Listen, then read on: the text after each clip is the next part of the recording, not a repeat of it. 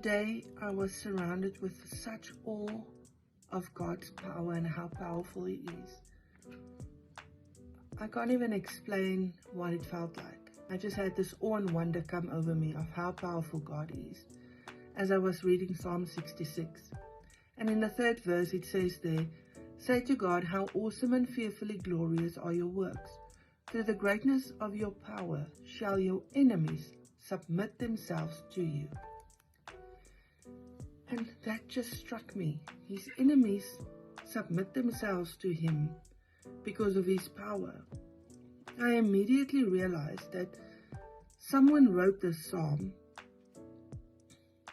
that had an experience where God's enemies submitted themselves to Him. People didn't just write the Bible to convince others of God's power and who God is.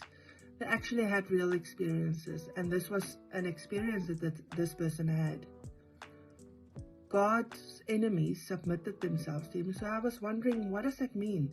His enemies submitted, that they turn and start loving Him, serving Him. What does it mean? And when I looked at the word submit, the Hebrew word for it is kachash. Now, I don't know if I pronounce it correctly, something like that, but that word means they unwillingly submit themselves. It's like when an army of rebels comes in to invade a kingdom, and the king sends out an army to wipe them out. And then the soldiers bring some of the survivors before the king.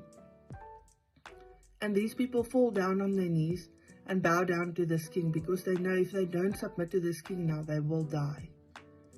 That is what this word means. They don't have another choice. Everybody knows that they don't suddenly love the king and want to be with the king. They just don't have any other choice. And how amazing is it that when Jesus died, that He made that power available to everyone who believes in Him, everyone who accepts Him as their Lord and Savior. That same power, God, in His fullness, with all His power, lives inside of us. And we have dominion over every enemy, every dark force, every demonic principality that can come against us. We can exercise that authority. And these enemies have to submit because of God's power. It says here, "Through the greatness of your power shall your enemies submit themselves to you." They have to submit. How awesome is it that greater is He that is in us than he that's in the world. When the enemy comes like a flood, God raises up a standard.